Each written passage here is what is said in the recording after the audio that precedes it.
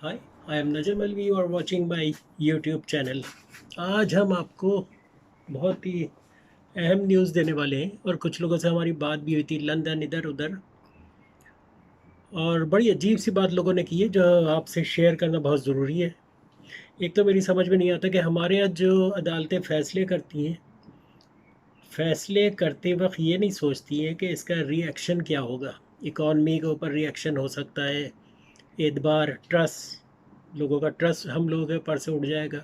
बहुत सारी चीज़ें हैं और ये मेरी समझ नहीं आता कि ये फ़ैसले करते वक्त ये लोग सोचते क्यों नहीं है किसी तरह के भाई ऐसा ऐसा चक्कर है। ख़ास बात ये है कि अदालत ने पिछले दिनों फैसला किया था कि हमारे 250 पायलटों की डिग्री जाली है।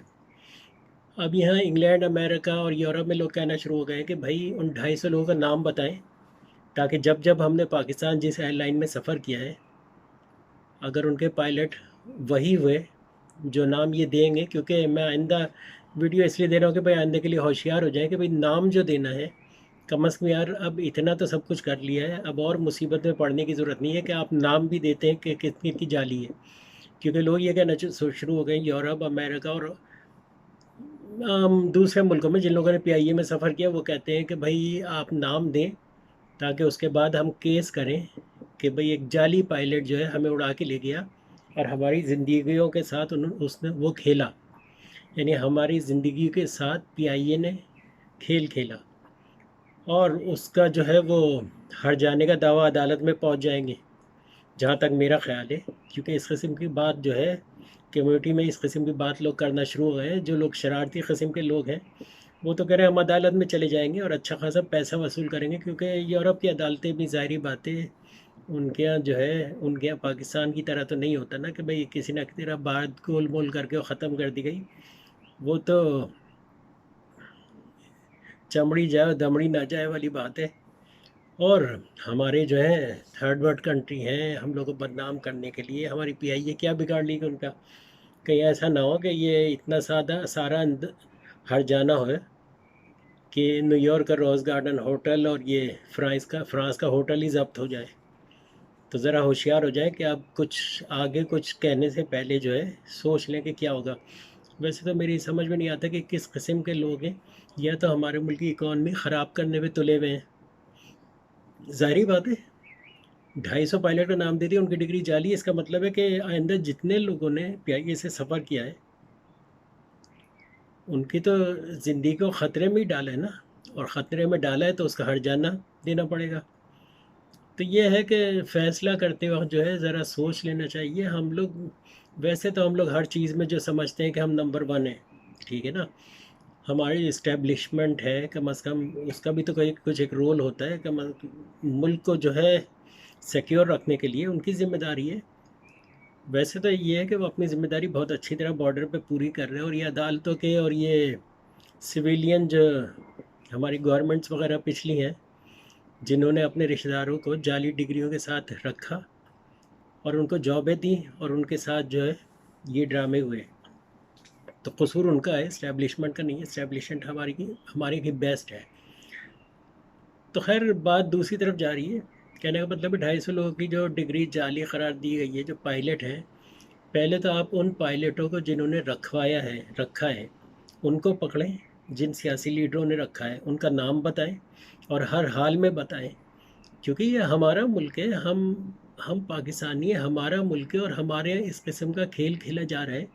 क्या मतलब हमारे यहाँ कोई है भी, कोई कोई ऐसा इदारा मौजूद है जो इन लोगों को पकड़े, या हम लोग जो है वो क्या कहते हैं, ये वहाँ पे क्या कोई बादशाहत है? नहीं, आप बताएं, जो लोग सुन रहे हैं, जो करता धरता है, आप लोगों ने मुल्क को मजाक बना के रख दिया है। यानी मुल्क को बर्बाद कर दिया। लानत है ऐसे लोगों पे कि जिन जो पकड़े नहीं जाते हैं, और वो अक्सर जो है रोडों पे खड़े होकर जो है खातून जो है पुलिस वालों को धक्के दे रही हैं, सब कुछ कर रही होती है पुलिस वालों का। पुलिस आर्मी ये लोग सही हैं, सच बात ये है। लेकिन गलत लोग कौन है? गलत लोग हमारे सियासी लीडर हैं, जो कि साबित हो गया है। यानी अजीब मजाक बनाया हुआ है यार। भाई डिक्टेटरशिप ही होनी चाहिए पाकिस्तान में। लानत है डेमोक्रेसी पे। डेमोक्रेसी अंग्रेज़ों की दी हुई है और उन्होंने अपने फ़ायदे के लिए दिया है।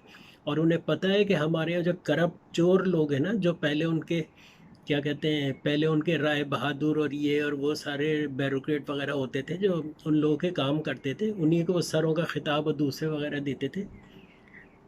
तो ऐसे लोग हमें नहीं चाहिए। यानी हम मुल्क क्या मतलब इनके बाप ने बनाया है? इन्होंने कुछ भी नहीं किया है, इन्होंने सिर्फ मुल्क को लूटा है। इनके बाप दादा जो रहे सियासी लीडरों के, वो अंग्रेज़ों के तलवे चाटते थे, वो गद्दार थे मुसलमानों के। उन्होंने कुछ नहीं किया है। ये जो हिंदुओं की ज़मीनों पे कब्ज़ा करके अपने आप को ज़मींदार और चौधरी और वडेरा और क्या क्या कहलवाते हैं, अगर बैकग्राउंड में जाएं तो ये लोग तो भिखारी थे एक तरीके से। ये सब जो लोग ज़मीनें अपनी छोड़ के गए हैं उनकी ज़मीनों पे कब्ज़ा किया है और अपनी एम्पायर खड़ी कर ली है, पर नहीं, सब लोग चोर थे। इनकी वजह से आज हम जलील हो रहे हैं दुनिया भर में।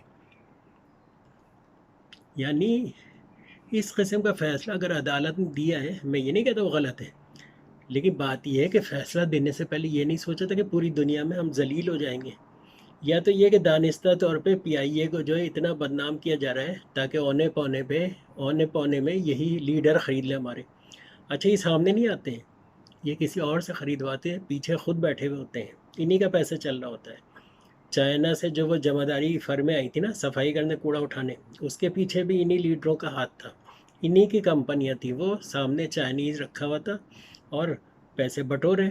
यानी अपने ही घर को ठेका दिया कूड़ा उठाने के लिए और पैसे खा गए, सफाई तो हुई नहीं ना, कुछ भी नहीं हुई। क्योंकि सफाई कैसे होगी भाई, किसको पकड़ेंगे? अपने आप को तो नहीं पकड़ सकते। हुकूमत में खुद है, खुद ही सफाई कर रहे हैं, खुद ही खा रहे हैं। खैर, ये एक अलग मौजू है। हमारा मौजू तो ये है कि भाई ये जो 250 जो पायलट हैं जिनकी डिग्रियां जाली थी, उनके नाम ना बताएं प्लीज़, नाम ना बताएं, क्योंकि बाहर मुल्कों में पाकिस्तानी जो सफ़र कर चुके हैं ना, वो भी तो माशाल्लाह से तैयार बैठे हैं कि एक बार नाम बताएं। फिर जो जो पायलट हमारी एयरलाइन उड़ा के ले गया जाली, हम उनको हर्जाना भरना पड़ेगा। और सोच लें, पीआईए बिक जाएगी और आप लोग बेच भी देंगे, क्योंकि आप लोगों को मुल्क की तो फ़िक्र नहीं है। अगर फ़िक्र होती तो इस किस्म की हरकत नहीं करते। 250 पायलटों की जाली डिग्री है, कम अज़ कम प्लीज़ आप लोग कम अज़ कम उन लोगों को तो पकड़ें जिन लोगों ने इन लोगों को रखवाया था रिश्वत लेके। ठीक है ना? हमें डेमोक्रेसी नहीं चाहिए, हमें डिक्टेटरशिप चाहिए। डिक्टेटरशिप में गरीब लोगों का भला होता है, अमीरों को जूते पड़ते हैं, क्योंकि उन्होंने लूटा हुआ होता है मुल्क को, गद्दारियाँ की हुई होती हैं। यानी हमारे यहाँ मेरी समझ में नहीं आता कि ये गद्दारी नहीं है क्या, कि 250 पायलट जिसने रखवा दिए, दो दो तीन तीन एयरलाइनें गिरी हैं, उसकी कोई इन्वेस्टिगेशन नहीं होती है। हमेशा गरीब पायलट के ऊपर रख दिया जाता है कि उसने जहाज़ गलत उड़ाया, जबकि सबको पता है हमारे जहाज़ों के हालात जो है, जो हमारी एयरलाइन की हालत है, वो सबको पता है कि इन लोगों ने पुर्जे तक ले लेके खा गए हैं। कई दफ़ा अखबारों में तस्वीर आई कि जहाज़ का टायर जो है वो ड्रिक कॉलोनी के पंचर स्टेशन पे रखा हुआ पंचर लगाया जा रहा है। इस किस्म की न्यूज़ अखबार में आने से हमारी साख ख़राब होती है एयरलाइन की, जबकि ऐसा कुछ नहीं होगा। जहाज़ का टायर उसके पास ज़रूर पड़ा होगा, लेकिन ये इस किस्म की न्यूज़ देने वालों को कम अज़ कम पकड़ना चाहिए। और हमारे यहाँ आप कोई रूल बनाएं, कोई ऐसा बोर्ड बनाएं जो कम अज़ कम ख़बरों पे नज़र रखें। जो लोग डिस इन्फॉर्मेशन देते हैं या फेक न्यूज़ देते हैं, तो उन लोगों को कम अज़ कम पकड़ना तो चाहिए। अब देखें, कभी इंडिया में किसी न्यूज़ चैनल ने अपनी आर्मी के ख़िलाफ़ कोई बयान दिया? किसी सियासी लीडर इंडियन ने कभी अपनी आर्मी के ख़िलाफ़ किया, बात की? हमारे यहाँ हर आदमी कर रहा होता है। जबकि सरहदों पे इनको ले जाके सरहद पे खड़े हो जाओ तो ये भाग जाएंगे। हमारे आर्मी वाले क्या सरहद पे मरने के लिए रह गए हैं? इन लोगों की हिफाजत करने के लिए जो लोग मुल्क को लूट रहे हैं, पूरे मुल्क को और आवाम को जलील करके रख दिया है। यानी वही लगे हुए हैं, सूबाइयत पे लगे हुए हैं। सिंधी जो है वो इस तरह बजट और सारा टैक्स खा जाते हैं जैसे उनके बाप का है। इनका सिंध कैसे होगा? सिंध सिंधियों का कैसे होगा? मेरी ये समझ नहीं आता। आधा सिंध तो उधर है, इंडिया के पास है। आधा सिंध उधर है, आधा पंजाब उधर है, आधा बलूचिस्तान उधर है, आधा सरहद उधर है। तो इनका कैसे हो गया? सन ऑफ सॉइल क्या मतलब? सन ऑफ सॉइल तो मैं भी हूँ, मैं भी पैदा हुआ उसी ज़मीन पे। यार, हमें पाकिस्तानी है, सूबे कोई चीज़ नहीं होते। सूबों का सिर्फ नाम होना चाहिए, लेकिन ये नहीं है कोई आदमी उठ के कहे कि भाई ये मैं इस सूबे का हूँ, मैं इस सूबे का हूँ और मैं ही असल पाकिस्तान। काहे से पाकिस्तानी हूँ? सूबे तो इंडिया पाकिस्तान बनने से पहले से मौजूद हैं। अगर सूबों के नाम से रहना है तो फिर इंडिया में रह रहे हो तुम, अभी भी पाकिस्तान में नहीं रह रहे हो। तो यही है, इस किस्म की चीज़ें ख़त्म होनी चाहिए। हर आदमी बलोच कह रहा है कि मैं हूँ, और ये सिंधी कह रहा है मैं हूँ, और वो तो ऐसे सारा टैक्स खा जाते हैं, एक पाई लोगों के ऊपर नहीं लगाते। कराची में जॉबें हैं, कराची में रह रहे हैं, कराची का टैक्स खा रहे हैं, और कराची में एक पाई नहीं लगा रहे ना। आज तक इन पार्टियों ने, आज तक 70 साल हो गए हैं, हमारी डेमोक्रेसी ने आज तक पानी नहीं दिया हमें, ठीक है ना। और जितना भी काम हुआ है, डैम बने, अय्यूब खां के दौर में 14-15 डैम बने। इन्होंने कितने डैम बनाए? ये काला बाग डैम का झगड़ा करते रहे और इंडिया से पैसे खाते रहे। सबको पता है, सबको पता है। जो आदमी डैम की मुखालफत करे इस वक्त, आप समझ जाएं कि वो इंडियन एजेंट है। सीरियसली भाई, डैम बनेगा, आपको फ्री में बिजली मिलेगी, पानी का ज़ख़ीरा मिलेगा, सब कुछ मिलेगा, बिजली आपकी सस्ती हो जाएगी। ये देखें, इलेक्ट्रिसिटी सस्ती होगी तो आपके यहाँ जो प्रोडक्ट बनेगी कंपनियों में, उनकी कॉस्ट कम होगी। कॉस्ट कम होगी तो आपको बाहर मुल्कों से ज़्यादा ऑर्डर मिलेंगे। अगर आपकी चीज़ चाइना की चीज़ें सस्ती है तो सारे ऑर्डर आपको मिलेंगे। लेकिन दानिस्ता तौर पे पानी रोका गया, डैम, बिजली रोकी गई, महंगी की गई दानिस्ता तौर पे। और इसके पीछे मुझे लगता है इंडिया का ही हाथ है। उसकी वजह ये, उसे पता है कि इनकी बिजली और ये सारा कुछ महंगा होगा, तो यहाँ की फैक्ट्रियाँ सारी जो है बांग्लादेश, इंडिया शिफ्ट हो जाएंगी। और यही हुआ है, हमारे नवाज़ शरीफ साहब की फैक्ट्रियाँ जो है इंडिया में है। क्यों है? मुहिब वतन है ना। तो फिर फैक्ट्रियाँ वहाँ पे कहाँ है? शुगर मिले कहाँ है? ठीक है ना, शुगर दुनिया भर में तो सस्ती, हमारे यहाँ से आधी कीमत में मिल रही है, हमारे यहाँ महंगी मिल रही है, और इन लोगों को बचाया जा रहा है। अभी फिर सब्सिडी क्यों देते हो? सबसे आसान है, इमरान खान को ही मैं कहता हूँ कि उन्हें चाहिए कि इंपोर्ट लाइसेंस जो है ना, फ्री कर दें। कोई इंपोर्ट लाइसेंस नहीं होनी चाहिए। आप खाने पीने की चीज़ों पे कोई इंपोर्ट ड्यूटी नहीं होना चाहिए, ना ही रुकावट हो, जितनी चाहे मंगाएं। तभी हमारे मुल्क में सब्ज़ी सस्ती होगी, क्योंकि पूरी दुनिया में सस्ती है, हमारे यहाँ हर चीज़ महंगी है। उससे ये नहीं होगा कि किसान उगाना छोड़ देंगे, किसान तो उगाएंगे, लेकिन जो बीच में जो मिडिल मैन है ना, वो ख़त्म हो जाएंगे, क्योंकि महंगाई किसान नहीं कर रहा। खेतों पर से चीज़ सस्ती जाती है, लेकिन जो मिडिल मैन है, ये इतना कमीशन, और हमारे सियासतदानों ने ऐसा खेल खेला हुआ है कि आवाम को सस्ती दालें, चावल कुछ भी नहीं मिल रहा।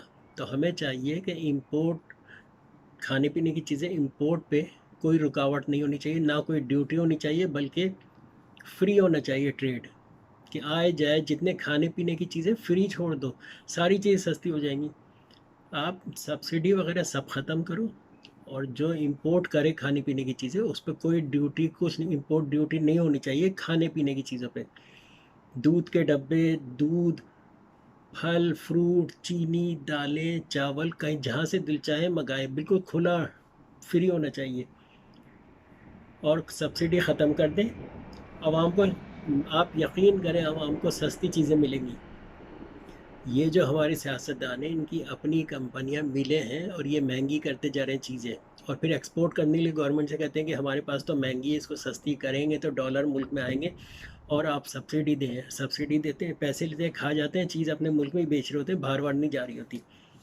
और जो बाहर चीज़ भेजते हैं और बिकती है, उसकी पेमेंट पाकिस्तान में नहीं होती। वो सारे डॉलर जो हैं बाहर के बाहर ही निकल जाते हैं, हमें कुछ नहीं मिलता। तो कहने का मतलब ये है कि यार, क्या फ्रॉडिस्तान है क्या हमारा मुल्क? क्या मुल्क है हमारा?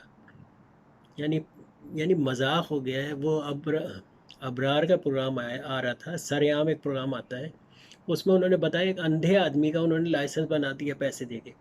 सब हंस रहे हैं बेशर्मों की तरह, और जो देख रहे हैं वो भी बेशर्म है। यानी इस मुल्क को कौन ठीक करेगा? कोई पुरसान हाल है हमारे मुल्क का?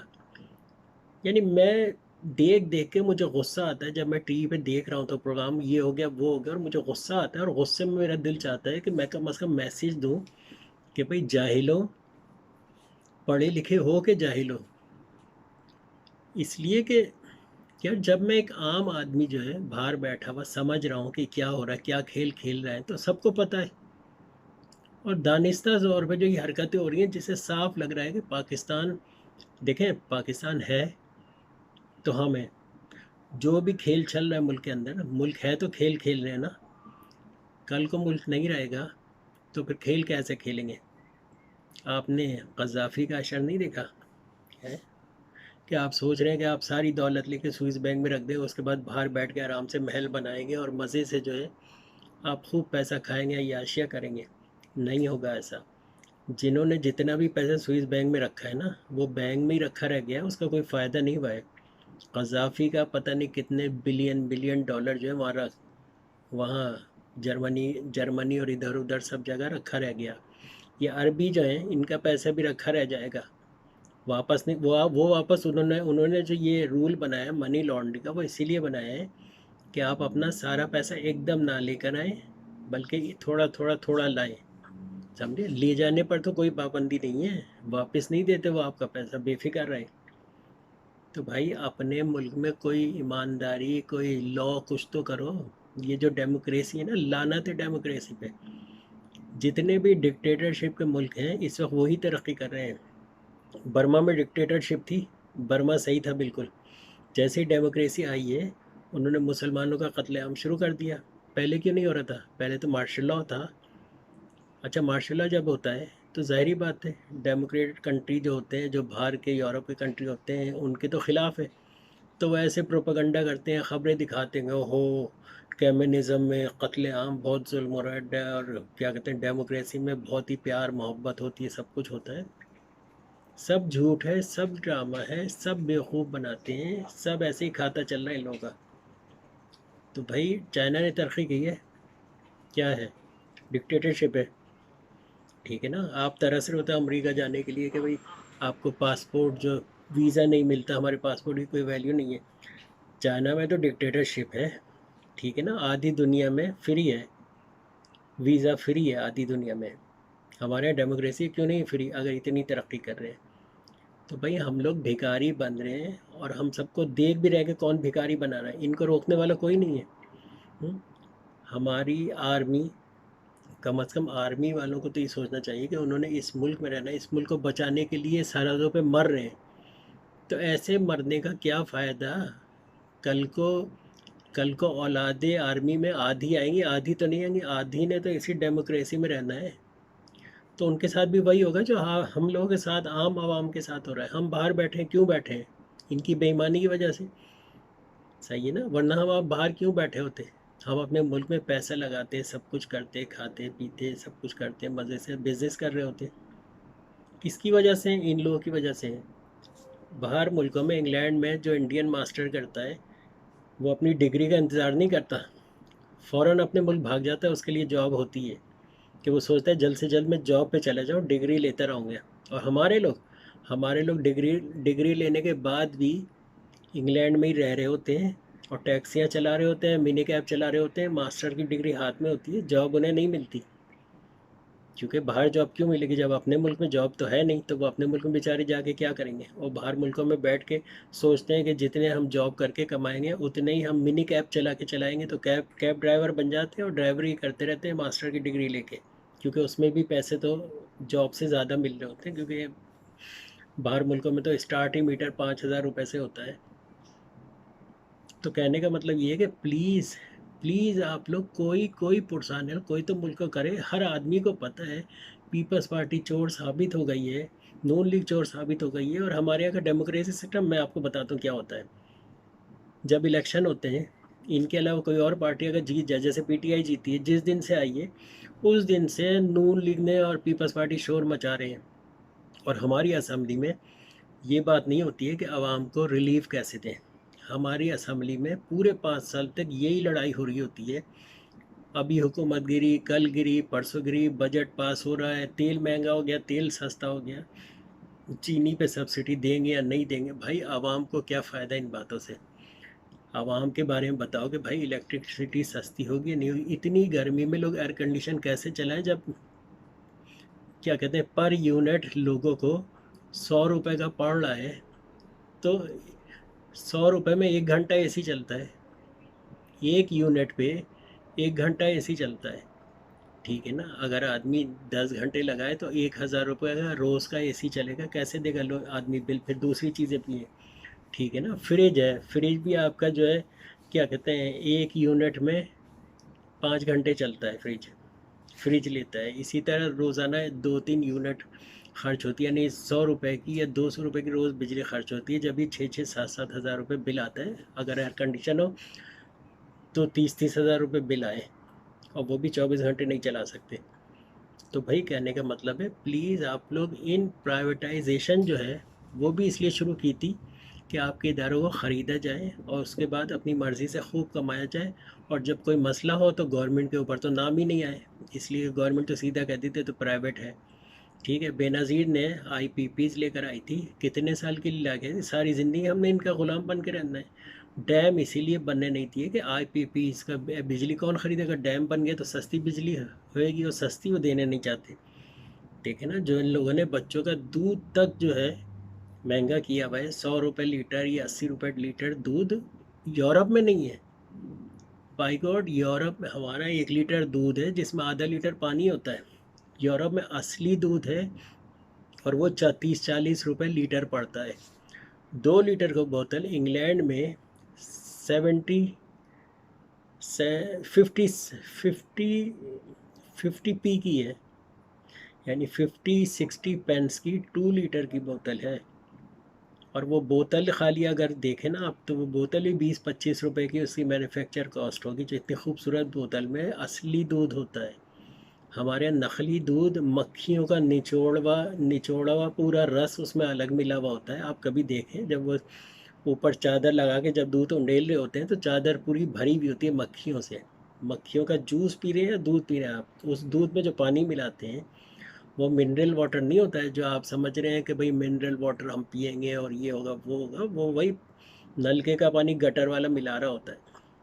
यानी जिस दिन आप गिलास भर के नलके से डायरेक्ट पानी पी लेना, समझ लें उस वक्त जो है मुल्क ठीक होना शुरू हो गया। इसका मतलब है पीपल्स पार्टी सारी ज़िंदगी जो है तासुब की सियासत की उसने।